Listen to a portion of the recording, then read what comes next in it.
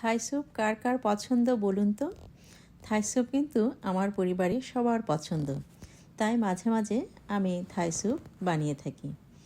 বাসায় তৈরি করা থাই স্যুপ রেস্টুরেন্টের থাই স্যুপের চেয়ে কোনো অংশে কিন্তু কম মজা নয়, বরং আমাদের কাছে রেস্টুরেন্টের থাই স্যুপের চেয়ে বাসায় তৈরি করা এই থাই স্যুপ অনেক বেশি প্রিয়। চলুন যাওয়া যাক ইনগ্রেডিয়েন্টসে। তার আগে সবাইকে জানাচ্ছি শুভেচ্ছা। আসসালামু আলাইকুম viewers, welcome to Zubaida's tiny world.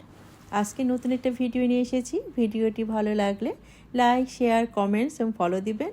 সে সাথে ভিডিওটা সাবস্ক্রাইব করে আমার পথ চলায় আমার পাশে থাকবেন। চলুন যাওয়া যাক রেসিপিতে। এই রেসিপিতে আমার যা যা ইনগ্রেডিয়েন্টস লাগবে আমি সেটাই আগে জানিয়ে দিচ্ছি। আমার এখানে ডিমের কুসুম লাগবে 5টা, চিকেন ব্রেস্ট ছোট করে স্লাইস করা 1 কাপ, চিংড়ি মাছ 1 কাপ, 10টা কাঁচামরিচ, লেমন গ্রাস 1 স্টিক টুকরো করে নেওয়া, আদা কুচি 1 টেবিল চামচ, টমেটো কেচাপ মেজারিং কাপের বড় কাপে 1 cup, sweet and sour measuring কাপের বড় কাপের 1 কাপ, সয়া সস 1 টেবিল চামচ, ওস্টার সস 1 টেবিল চামচ, চিনি 2 চা চামচ, রেড চিলি পাউডার 1 টেবিল চামচ, ব্ল্যাক পেপার 1/2 চা চামচ পরিমাণ আমি স্প্রে করে নেব, লেবুর রস মেজারিং কাপের মিডিয়াম কাপে 1 কাপ, কর্নফ্লাওয়ার দিব 10 টেবিল চামচ। আমি সমস্ত ইনগ্রেডিয়েন্টস এখানে প্যানে মিশিয়ে নেব।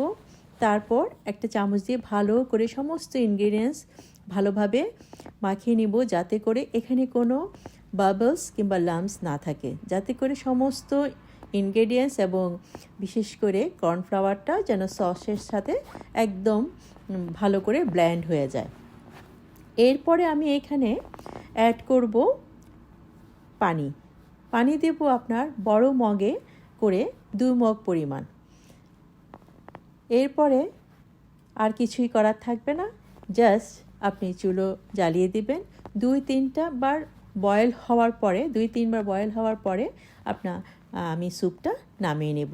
খুবই ইজি এই থাই স্যুপ। এই থাই স্যুপটা আপনারা চাইলে স্প্রিং রোল কিংবা অন্থনের সাথে পরিবেশন করতে পারেন। এই তো আমার থাই স্যুপ প্রায় রেডি হয়ে গেল। এরপরে আমি এখানে একটু ব্ল্যাক পেপার স্প্রে করে আমি স্যুপটা নামিয়ে নেব। খুবই সহজ, আপনারাও এটা বাসায় তৈরি করতে পারেন এবং পরিবারের সাথে এনজয় করতে পারেন। সবাই ভালো থাকবেন। আসসালামু আলাইকুম ওয়া রাহমাতুল্লাহি ওয়া বারাকাতুহু।